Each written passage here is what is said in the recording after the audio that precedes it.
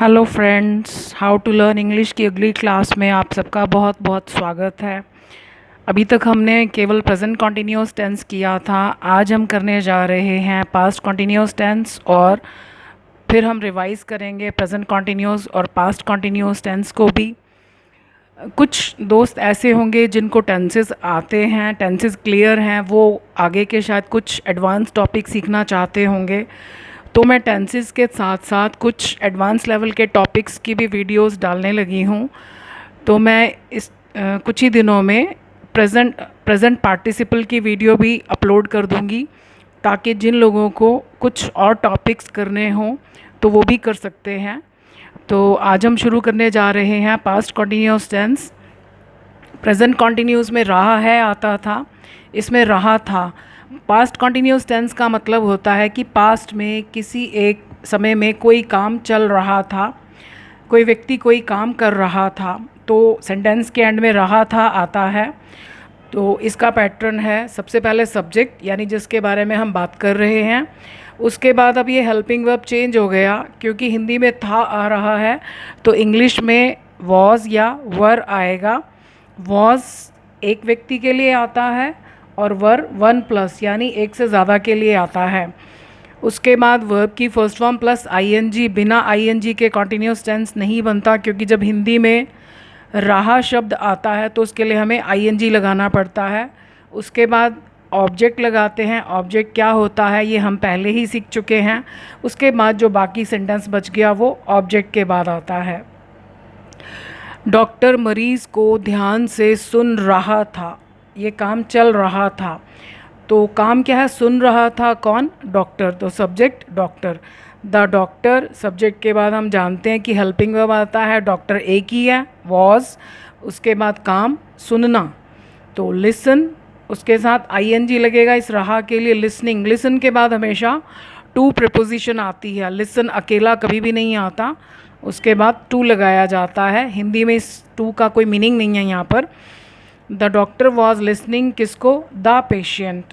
Patient के साथ हमने द लगाया क्योंकि बोलने वाले को पता है कि वो कौन से डॉक्टर और कौन से पेशेंट की बात कर रहा है। ध्यान से, attentively. So the doctor was listening to the patient attentively.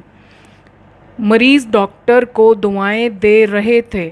Hindi में जब भी आप सेंटेंस पढ़ें तो एंड को बहुत ध्यान से पढ़ें, क्योंकि यहाँ से हम पढ़ते हैं तो हमें लगता है एक ही मरीज़ है। अक्सर स्टूडेंट्स गलती कर देते हैं, इसको पढ़ते हैं, इसको ध्यान से नहीं पढ़ते, तो इसको ध्यान से पढ़िए। रहे थे मीन्स बहुत सारे मरीज़ हैं। द पेशेंट्स, अब क्योंकि पेशेंट्स बहुत सारे हैं तो वर। काम क्या है, देना, गिविंग। क्या, दुआएं, किसको, डॉक्टर को। दो ऑब्जेक्ट हैं, क्या का जवाब भी है और किसको का भी। तो दे रहे थे क्या, ब्लेसिंग्स। हमने वस्तु को पहले लिखा, तो आपको पता है जब हम दो ऑब्जेक्ट्स में से वस्तु को पहले लिखते हैं तो व्यक्ति से पहले हमें टू लगाना होता है। अगेन यहाँ पर इस टू का हिंदी में कोई मीनिंग नहीं है, ये रूल है। द पेशेंट्स वर गिविंग क्या, blessings to the doctor. Blessings हमारा फर्स्ट ऑब्जेक्ट है, क्या का आंसर है, ये डॉक्टर सेकंड ऑब्जेक्ट है, किसको का आंसर है। क्या बच्चे मेहमानों को नमस्ते कर रहे थे। प्रेजेंट कॉन्टिन्यूज़ में हम सीख चुके हैं कि इंटरोगेटिव यानी क्वेश्चन कैसे बनाते हैं, हेल्पिंग वर्ब को बाहर निकाल कर। तो सब्जेक्ट कौन है, चिल्ड्रन, बहुत सारे बच्चे हैं, तो were. So were the children, subject के बाद काम, नमस्ते करने की इंग्लिश होती है greet, ING. Were the children greeting किसको, द गेस्ट्स। मेहमानों के बाद जो को है इसके लिए हमको कुछ नहीं लिखना। पक्षी रात को नहीं चहचहा रहे थे, फिर रहे थे मीन्स प्लूरल, ज़्यादा की बात हो रही है। द बर्ड्स सब्जेक्ट के बाद हेल्पिंग वर्ब वर्ब, ये नेगेटिव सेंटेंस है तो हेल्पिंग वर्ब के बाद नॉट। काम क्या है, चहचहाना, chirp, ING. The birds were not chirping at night. Morning के साथ इन, नून के साथ इन, इवनिंग के साथ इन, लेकिन नाइट के साथ एट प्रपोजिशन आती है। नाइट के साथ हम इन नहीं लगाते।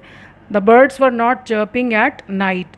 अब ये जो हम नीचे रिवाइज कर रहे हैं, हम प्रेजेंट कॉन्टिन्यूस पहले ही कर चुके हैं और आज हमने पास्ट कॉन्टिन्यूस किया।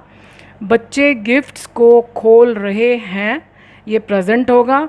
और अगर हम सिर्फ है को निकाल कर थे कर दें कि खोल रहे थे, तो ये पास्ट कॉन्टिन्यूस हो जाएगा, सिर्फ एक शब्द चेंज करने से, है की जगह थे लगाने से। तो इंग्लिश में भी हमको एक ही शब्द चेंज करना है, बाकी चीज़ें सेम रहेंगी। खोलने के लिए खोल रहे थे कौन? बच्चे, द चिल्ड्रन। अगर हम प्रेजेंट में बनाते हैं तो आर, पास्ट में बनाते हैं तो वर। सिर्फ एक शब्द चेंज करने से ये प्रेजेंट कॉन्टिन्यूस, और आर की जगह वर लगाने से पास्ट कॉन्टिन्यूस। खोलना, किसी भी पैक की हुई चीज़ को खोलने के लिए अनपैक आता है। द चिल्ड्रन वर या आर अनपैकिंग किसको? The gifts. ये गिफ्ट्स क्या है? ऑब्जेक्ट। क्या तुम नल खोल रहे हो या खोल रहे थे? अगर प्रेजेंट में बनाएं तो ये हो जाएगा आर, क्योंकि सब्जेक्ट क्या है? You, are you. पास्ट में बनाएंगे तो वर यू। काम क्या है? खोलना। कोई भी चीज़ जो घुमाकर खोली जाती है, जैसे गैस सिलेंडर है, नल है, तो उसकी इंग्लिश होती है turn on. So are you turning किसको? The tap on. आप टर्न ऑन को इकट्ठा भी लिख सकते हैं, ऐसे भी लिख सकते हैं, are you turning on the tap. दोनों तरीके से ठीक है।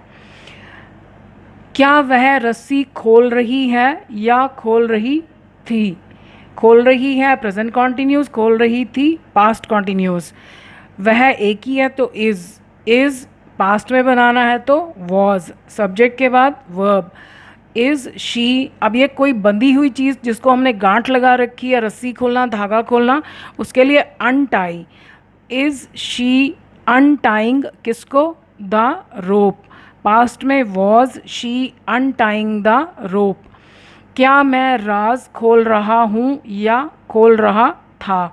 अगर खोल रहा हूँ, एम, आई के साथ एम आता है, सो एम आई डिस्क्लोजिंग। राज खोलने के लिए डिस्क्लोज आता है। एम आई डिस्क्लोजिंग द क्या? Secrets. Was I disclosing the secrets. इनमें से कुछ शब्द हो सकता है आपके लिए नए हों, तो आप एक वर्ड मीनिंग की अलग कॉपी बना लीजिए, जिस पे आप जो वर्ड्स आपके लिए नए हैं और उनके मीनिंग्स लिखते जाइए, और उनको समय समय पर रिवाइज़ कीजिए, और रीडिंग की भी हैबिट डालिए। जो जितना आपको समझ में आता है उस लेवल की रीडिंग कीजिए। रीडिंग से भी अंडरस्टैंडिंग बेटर होती है और वोकैबुलरी बेटर होती है। आज के लिए इतना ही। अगली वीडियो में हम सीखेंगे फ्यूचर कंटिन्यूअस टेंस। इस वीडियो को देखने के लिए आपका बहुत बहुत धन्यवाद। Thank you.